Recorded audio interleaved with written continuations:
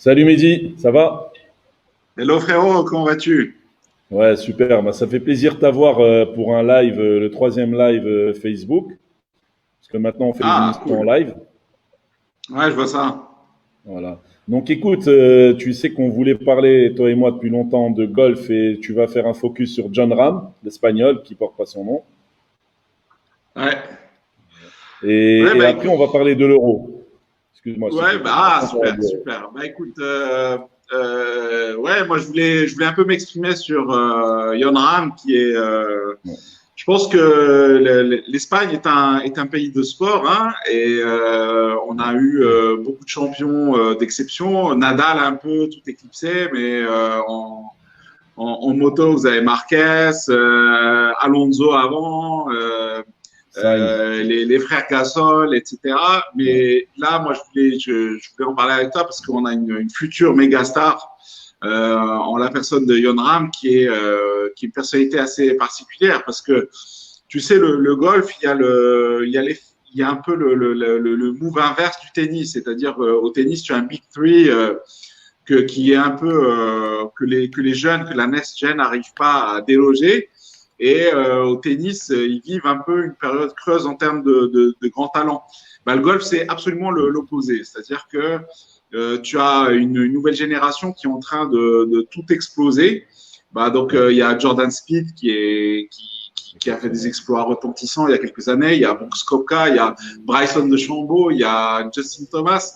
Et puis là, le nouveau, enfin pas le nouveau vraiment, c'est quelqu'un qui éclabousse le circuit de sa classe depuis 2-3 ans, c'est Jon Rahm, mais qui était toujours numéro 2, numéro 3 mondial, mais qui n'arrivait pas à Ouais. gagner un majeur. Parce que en golf, c'est Ouais. très compliqué, c'est-à-dire que en golf, au tennis, tu gagnes 7 matchs et tu as gagné un majeur. En golf, c'est plus compliqué, il faut que tu battes les 200 prétendants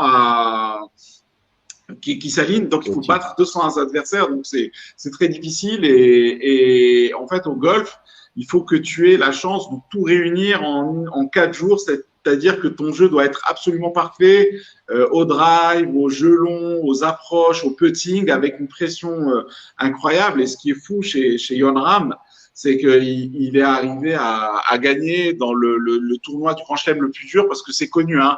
Au golf, il faut savoir que les tournois sont chacun a ses particularités. Le Master, c'est à Augusta, il demande un certain type de jeu. L'USPGA, c'est le parcours le plus démocratique en général. Il n'y a pas des parcours qui sont hyper difficiles. Le British Ouais. Open, en fait, il se passe en Angleterre et c'est un parcours qui est assez atypique, il est assez européen. Et puis, tu as l'US Open qui est le major le plus compliqué à gagner parce que c'est en général, ils durcissent beaucoup les parcours, ils les rétrécissent, ils mettent un rough hyper haut, les greens sont hyper roulants, donc c'est très très difficile de gagner parce que tu te bats contre les adversaires, mais tu te bats aussi contre le parcours qui est rendu très difficile par les organisateurs. Et le truc qui fait que moi j'étais très impressionné par la victoire de Jon Rahm, c'est que qui il avait en face de lui, parce que le dernier jour, tous les ténors étaient là, c'est-à-dire McIlroy, Brooks Koepka, DeChambeau, Louis Oosthuizen, ils étaient tous là Ouais. et il a été le plus fort mentalement. Et moi, c'est là où j'étais Parce très qu'ils se sont impressionné par tous, ce. ouais, d'après ce que j'ai vu, ils ont tous fini difficilement, c'est ça? Ouais, Non? parce que C'est le pas parcours si. était monstrueux. Ouais. Le Ça a parcours été était très dur à la monstrueux. fin pour chacun.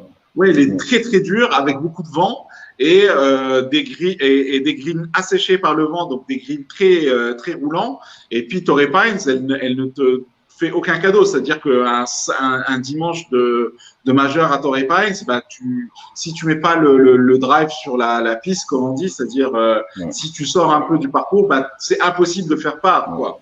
Donc, Tu reviens il a pas. été d'une constance mentale. Et puis, ce type-là, moi, aujourd'hui, le golf moderne, il faut être un gros frappeur. C'est-à-dire que c'est fini. Enfin, il faut être un gros frappeur. Mais Jon Rahm, il a gagné grâce à d'autres qualités.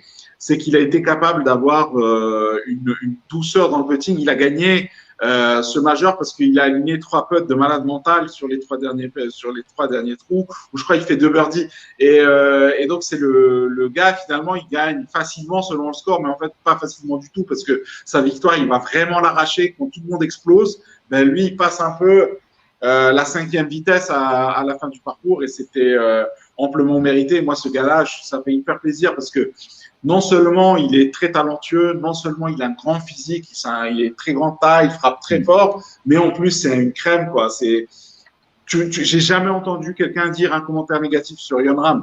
Tout le monde adore jouer avec lui, il est très respectueux, voilà, c'est quelqu'un c'est un beau champion et je pense que c'est un futur multiple champion de majeur et c'est un futur numéro 1 mondial. Il est déjà numéro 1 mondial, mais je pense qu'il va le rester assez souvent. Bon, en golf, tu sais, t'as pas la même domination qu'au tennis ou en boxe ou quelque chose où un mec vient et reste numéro 1 mondial pendant 4 ans. Bon, à part Tiger Woods, mais cette époque, elle est complètement révolue parce que la densité du champ en golf, elle est telle que c'est impossible de rester continuellement numéro 1 mondial pendant une période. Mais il est parti pour l'être souvent, on va dire. Et il est parti pour être le leader de l'Europe lors de la Ryder Cup qui arrive et qui s'annonce être bouillante, quoi.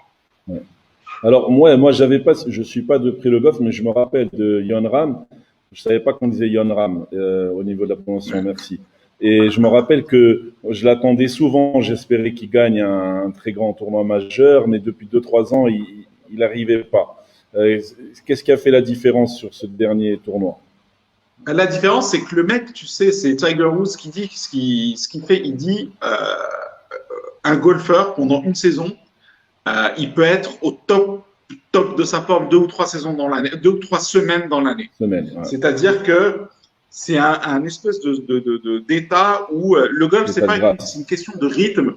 C'est une question de rythme, de confiance. Il faut que toutes les étoiles s'alignent et tu sens que tu es dans la zone pendant 2-3 semaines. Et ça s'était vu parce que 2 semaines avant l'US Open, Yon Ram, il est au top de sa forme et il écrase un tournoi.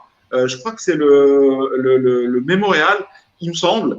Il écrase ce tournoi et il doit arrêter alors qu'il a 8 coups d'avance le dernier jour parce qu'il chope le Covid. Oui, ouais, j'ai vu ça, là, il avait gagné. Ouais. Non, mais ça sent déjà sur ce tournoi, il était injouable. Et tout le monde disait Yon Ram, il est dans la zone. Tout le monde utilisait ce terme-là, c'est-à-dire qu'il est en train de produire son effort absolu, le pic de l'effort de la saison. Et donc là, tu te dis, mais c'est horrible ce qui lui arrive, il a le Covid, mais je crois que c'est un Covid asymptomatique, c'est-à-dire en fait, ça l'empêche pas totalement de se préparer pour l'US Open. Ouais. Et il arrive à l'US Open et il est très bien. Il arrive négatif, heureusement. Il arrive avec un test négatif après. Ouais. Il arrive négatif, et là, tout le monde a peur parce qu'ils se disent, bon, Yon Ram, il nous a fait la misère il y a 3 semaines au Memorial, il me semble, j'ai peur de dire une bêtise, mais il me semble que c'était au Memorial. Donc, il fait peur à tout le monde. Il arrive, c'est le favori des bookmakers. Faut pas s'étonner. Il arrive parce qu'il est vraiment tournoi 2 semaines avant, il est exceptionnellement fort. Donc, tout le monde le voit, bon. Et surtout, c'est là où je trouve ça admirable, c'est que souvent l'US Open, c'est rarement le favori des bookmakers qui gagnent parce que il faut supporter la pression du parcours, il faut supporter la pression de l'adversité. Et il a assuré, quoi. Il était là, il était peinard. Complètement dans sa zone et puis le dernier jour, le dimanche, il fait une masterclass, quoi. Je crois qu'il joue -3 alors que tous ses adversaires ce jour-là jouent positif, donc il est dans une espèce de zone et je pense que ça va le débloquer psychologiquement parce que comme tu l'as dit,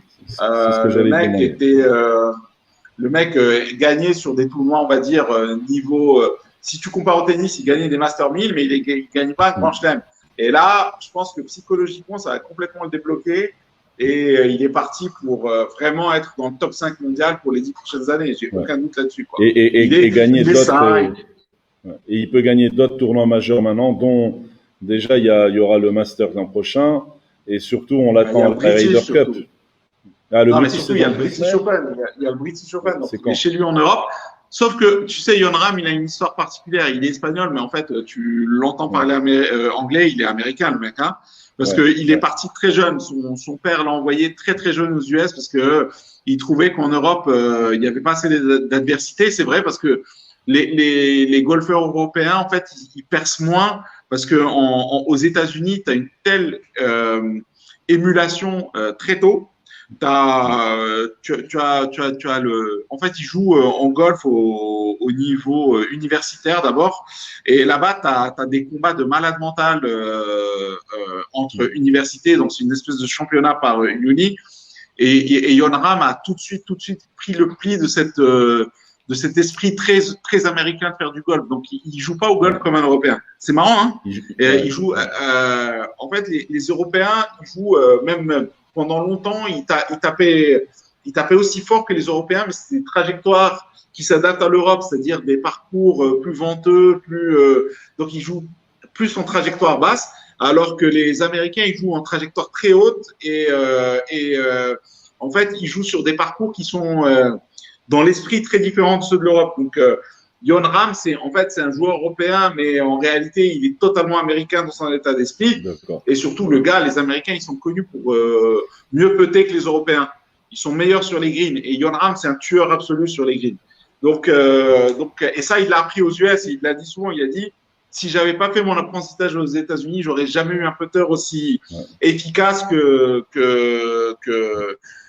voilà. Donc, c'est une méga star, hein, faut pas s'étonner. Et limite, Yon Ram, il est plus star maintenant aux États-Unis qu'en Europe. C'est-à-dire que c'est un peu comme Messi, mais au contraire. C'est-à-dire que Messi, on dit qu'il est plus catalan qu'argentin. Yon Ram, il est limite plus américain qu'espagnol aujourd'hui. Mais c'est parti pour être une méga star en Espagne. Pour moi, ça sera un des top 3 sportifs espagnols de tous les temps. Bon, Nadal est très au-dessus de tout le monde en Espagne, mais il va être au niveau de Ballesteros et Indurain sans problème. C'est un monstre, quoi. Il a quel âge là? Il a 26 ans. 26 ans. C'est un bébé, et il est hyper jeune. Il a 26 ans et le mec, non seulement il a du talent, parce que quand tu le vois autour des greens, c'est un toucher de velours, il est très très talentueux, mais en plus, le gars, c'est une bête de travail. C'est-à-dire que son père, je lisais une interview dernièrement de son père, il disait Yon, il était petit, il avait 7-8 ans, il s'entraînait pendant les grandes vacances, il s'entraînait dès que le soleil se lève, et son père racontait qu'il était obligé de le prendre par le col à 21h, 21h30 et lui dire maintenant tu arrêtes de jouer au golf, c'est pas possible. Et le gars est habité, il dit mon fils était habité par quelque chose qui s'appelle le golf. Et tu le vois, il est hyper. C'est un type qui est. Je trouve qu'il n'a pas la. Tu vois, quand je vais sur les sites de Marca, As, machin. Non, il parle pas de lui. Il parle pas trop, mais alors que c'est une putain de star, tu vois. Mais à la télé générique, ils en parlent régulièrement, mais pas dans les sites de sport. Et tu as raison, il est moins visible médiatiquement sur les sites stream comme Marca, As, etc. À la télé, sur les chaînes genre CNN et tout, les trucs espagnols, ils parlent régulièrement de lui à chaque fois qu'il participe. Mais tu as raison, beaucoup moins. Ça va commencer, je pense. Tu sais, par exemple, c'était marrant parce que bon, les Argentins, ils sont complètement fêlés, mais quand Miguel Ángel Cabrera avait remporté l'US Open la première fois, parce que quand son avion l'a déposé à Buenos Aires, tu avais 50 000 personnes qui l'attendaient à l'aéroport. Hein, il a fait un tour d'honneur de Buenos Aires, alors que j'ai l'impression, je sais pas pourquoi, quand Sergio Garcia avait gagné le Masters, ça avait fait un boom incroyable en Espagne. Tout le monde en parlait. Il a fait le tour des télés. Tu vois, moi, je regarde beaucoup la télé espagnole, etc. Là, j'ai l'impression que alors que, honnêtement, c'est un énorme événement pour moi. Et là, ce qui va se passer, c'est quand même que t'as le British Open dans 2 semaines, me semble-t-il, où il va être un des favoris, clairement. Mais surtout, tu vois, la Ryder Cup où les Américains ont hyper peur de lui parce que depuis 15-20 ans, l'Europe a complètement renversé la tendance et gagne beaucoup plus souvent la Ryder Cup que les États-Unis. Mais limite là, avec tous les joueurs exceptionnels qu'il y a en Europe, bon, ça va se jouer aux États-Unis cette année, la Ryder Cup. Avec un type aussi fort que Yon Ram, avec McIlroy, tous ces joueurs-là, les Européens, les Américains ont un peu peur parce que l'Europe a encore une énorme carte à jouer cette année-là avec les Justin Rose, avec Sergio Garcia, forcément, qui est super fort, etc. Donc, l'Europe sera là et avec Yon Ram, c'est lui l'atout majeur de l'Europe pour la Ryder Cup. Voilà. Et c'est quoi la différence entre les deux équipes, Europe et États-Unis, lors de la Ryder Cup? Quel est leur style? C'est quoi ce qui les différencie le plus? Non, mais en fait, ce qui est bizarre, c'est que quand tu vois les classements mondiaux et le nombre de points, normalement, les US devraient écraser l'Europe. Parce ils ont quand même ils ont, dans les 10 premiers mondiaux, je crois qu'ils sont 6 ou 7 américains. Donc, en théorie, mais en fait, ce que les Américains ne comprennent pas en ce moment, c'est que les Américains sont hyper individualistes dans leur approche du golf. C'est-à-dire que ils sont tous, c'est des gros égos. DeChambeau se parle pas avec Paul Koepka, etc. Donc, il y a une ambiance qui est moins. Les Européens, ils ont un esprit de corps, etc., qui est différent. Là, le parcours sur lequel ils vont jouer, il est plutôt en théorie. Là encore, en théorie, il avantage plutôt les Américains parce que c'est un parcours qui va pardonner au drive. Donc, les gros frappeurs, ils sont plus avantagés. Et les Américains, ils ont 3-4 frappeurs. C'est pas qu'ils sont gros, c'est des monstres. Tu vois, Bryson DeChambeau, c'est un colosse. Il drivait pas loin. Dustin Johnson drivait pas loun. Brooks Koepka drivait pas loin. Donc, en théorie, c'est un parcours qui avantage les gros frappeurs. Et c'est comme si tu avais une Davis Cup en tennis qui serait sur un terrain ultra rapide et que tu aurais des Nadal en face. Donc, en théorie, ça ne les avantage pas. Mais moi, je dis que avec des Jon Rahm et des McIlroy, etc., l'Europe peut à nouveau créer la surprise et s'imposer aux US. Moi, je suis pas sûr du tout que les États-Unis gagnent cette Ryder. C'est pas écrit, quoi. Ils ont plus d'entraide entre eux, les Européens. Ils jouent plus. Ouais, largement. Ouais, ils ont un état d'esprit, il y a un esprit de corps qui fait que effectivement les Européens sont avantagés. Il y a moins d'ego, il y a moins de bagarre d'ego en fait. Ouais, super. Mais écoute, je te remercie pour ce premier volet sur le golf. C'est super sympa de nous avoir apporté cet éclairage sur ce golfeur. Maintenant, on arrive aux demi-finales de l'Euro. Donc ça commence, je crois, demain demain il y a les premiers matchs. Et c'est demain. Demain, tu as nos amis italiens. Alors, comment tu vois ces deux demi-finales? Moi, mon équipe nationale préférée après le Maroc, plus même que l'Argentine, c'est l'Italie. J'adore cette équipe, j'adore sa manière son mental, comment sans aucune individualité majeure, parce que honnêtement l'Italie aujourd'hui, leur meilleur joueur c'est qui? C'est vrai que Bonucci est un sacré joueur. Barella, mais Barella, est-ce qu'il serait titulaire? Je dis n'importe quoi. Manchester City, je suis pas sûr. Tu as Verratti, c'est un joueur d'une mi-temps. Et parce que il y a le mental, et puis cette équipe d'Italie, moi j'adore, donc je suis hyper à mort pour l'Italie. Je pense qu'ils vont passer contre nos amis espagnols demain. Je les vois même passer facilement. Parce que voilà, l'Espagne ça va trop vite, on dirait. Ouais, ça va trop vite. Ça va trop vite, les Italiens. L'Espagne se prépare plutôt pour la Coupe du Monde au Qatar. Ils sont en train de former une nouvelle génération de joueurs. Il y a une ambiance un peu bizarre entre la sélection et la presse. Il y a Luis Enrique, je comprends pas toujours ce qu'il fait. Je comprends pas toujours ce que fait l'Espagne. Si t'es supporter de l'Espagne, Moreno, Morata, ils peuvent te rendre bipolaire. Les mecs, ce qu'ils vendangent, c'est juste invraisemblable. Ouais. Cette fois-ci, mais bon, après, Gérard Moreno. Ouais. Après, honnêtement, l'Espagne, ça joue dans le camp de l'adversaire de l'autre. Ils ont quasiment pas concédé d'occasion dans leur demi et leur quart. Donc, ils concèdent très peu je parle pas des huitièmes. Ils ont très peu concédé d'occasion contre la Suisse. Bon, la Suisse était cramée physiquement, mais l'Espagne est capable de faire des cadeaux invraisemblables à l'adversaire. Ouais. Défensivement, je veux dire, le premier but contre la Croatie, puis le but contre la Suisse, c'est une blague. Honnêtement, à ce niveau-là, donc sur le papier, je dirais, l'Italie me semble beaucoup plus cohérente, beaucoup plus dynamique dans le jeu. L'Italie ne va pas rater les errements. Ils vont avoir quelques errements. Souvent, ils ont des errements derrière l'Espagnol et ça pardonne pas avec Immobilier. Moi, je les dis flèches que qu'ils ont. ce qui se passe chez l'Espagne, c'est que l'Espagne a tellement de qualité technique au milieu que contre des adversaires moyens, à un moment donné, la supériorité technique. Ça s'est figé l'image. Voilà. Non, ça s'est coupé. des, des, C'est bon. des joueurs, la somme des qualités techniques des joueurs espagnols est supérieure à la somme des qualités techniques des joueurs italiens. Mais je trouve que l'Italie a un fil conducteur, elle a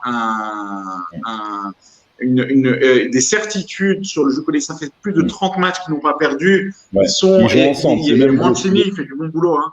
Honnêtement, Mancini fait du bon Rien boulot à et dire. tu as une cohérence. Tu as une cohérence globale. Il a pris le même groupe depuis 1 supérieure. an et demi.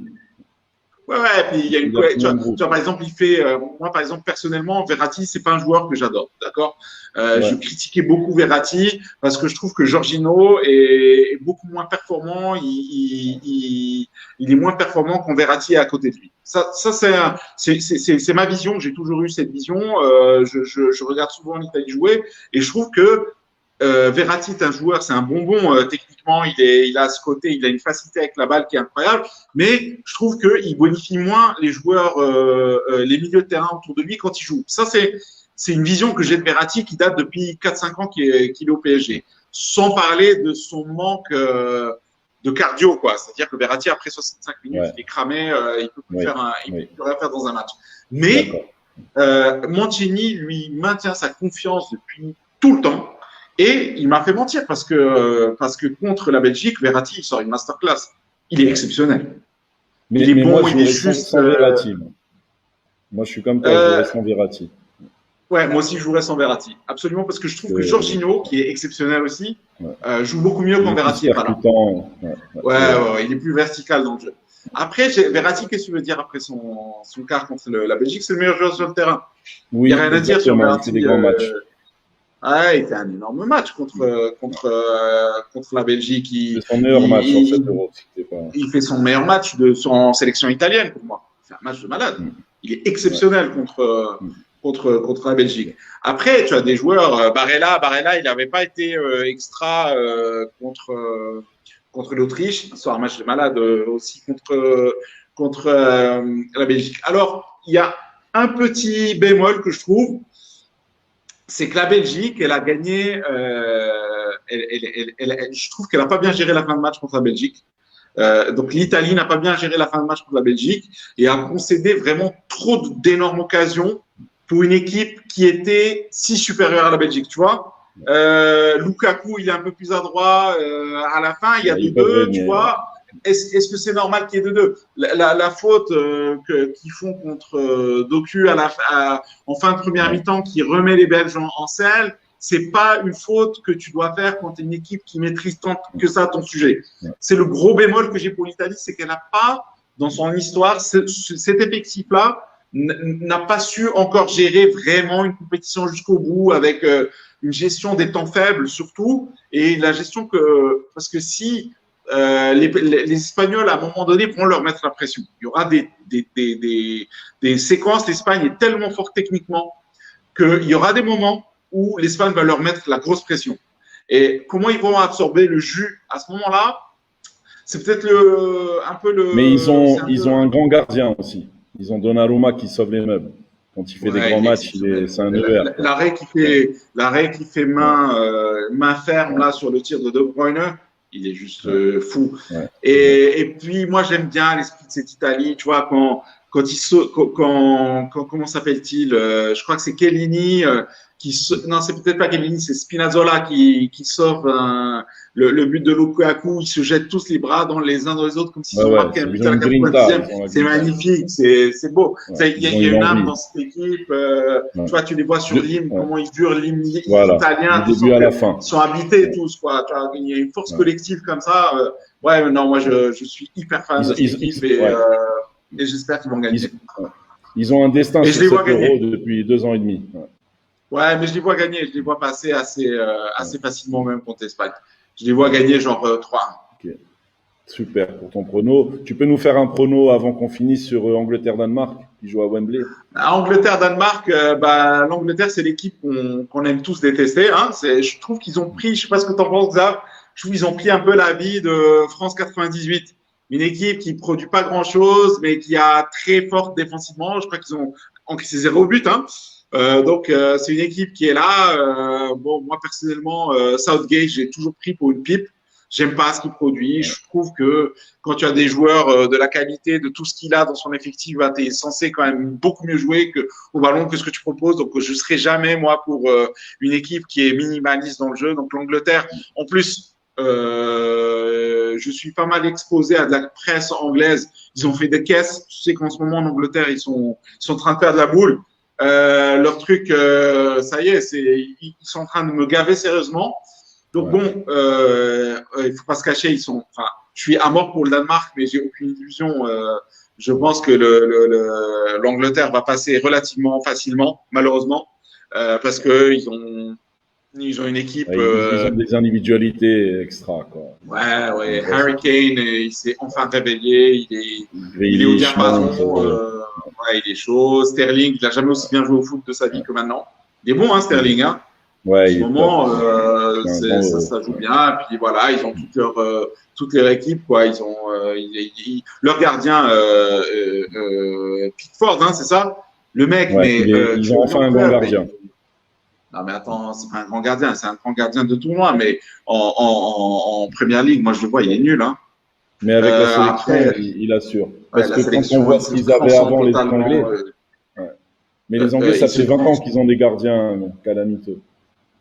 Pour ça que je te dis. Et puis il met des trucs là, il met des ogives du pied Pickford. J'ai jamais vu ça. J'ai jamais vu un gardien shooter la balle aussi loin. Hein. Ouais. Il envoie des missiles.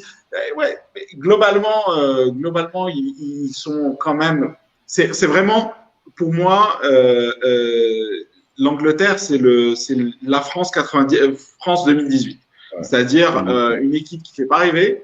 Une équipe qui a une espèce d'arrogance comme ça, mais tu sens quand même le potentiel de vainqueur. Moi honnêtement, je les vois aller au bout, hein, les Anglais.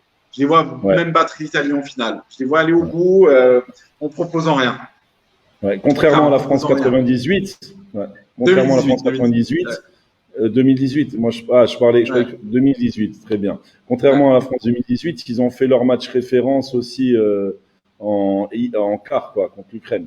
Ils ont fait leur plus grand match contre l'Ukraine, le match 100%. Mais même la France 98 aussi, c'était minimaliste jusqu'à la finale. Ouais, c'est ça. Exactement, c'est l'adversaire que tout le monde aime détester. C'est-à-dire que je suis sûr que toute l'Europe est contre l'Angleterre pour ces matchs, quoi, parce que honnêtement, c'est pas possible d'aimer cette équipe. Même les Écossais. C'est minimaliste dans ce qu'il propose en termes de jeu. Il n'y a rien. Il n'y a pas un enchaînement correct. Effectivement, c'est très solide derrière. Hein. Il n'y a pas de problème. Les lignes sont serrées. Ils jouent en bloc. Ils concèdent très peu d'occasions. C'est important de dire. L'Angleterre concède très peu d'occasions. Donc ils surfent sur un espèce de dynamique comme ça qui fait que eux aussi ont de grosses certitudes. Bon, Southgate, c'est même pas un entraîneur de quartier, hein. Il y a rien, il n'y a pas une invention technique, il y a pas une invention tactique, c'est un gars qui aujourd'hui aucun club top 15 européen ne voudrait de Southgate en tant qu'entraîneur, mais voilà, c'est comme Deschamps, quoi. Il est là et son équipe gagne, et voilà, c'est des profils d'équipe et d'entraîneurs qui sont adaptés à des tournois. Voilà. Ce que tu décris de lui, c'est comme Domenech plutôt. Domenech a été champion du monde. Quand même pas. Domenech, on est dans la fumisterie et dans l'usurpation de rôle. Ouais. C'est vraiment une catastrophe. Mais je le rapproche. Ça serait un espèce de mélange entre Deschamps et Domenech, quoi. Mais quand même, j'ai plus de respect pour Southgate que pour Domenech. Ouais. Ok, sur ça, on se quitte. Donc pour toi, l'Angleterre va gagner combien contre le Danemark, d'après toi? Ouais, 2-0. 2-0. Ok. Merci Mehdi, on se revoit bientôt. On continue à faire des vidéos. Alors, ciao. Ciao, à bientôt, merci. Ciao. Ciao mon ami. Voilà. C'était le Xaskov live avec Mehdi. Et le prochain live, c'est dans quelques minutes. C'est avec l'Arobi pour le cyclisme. On revient sur le Tour de France.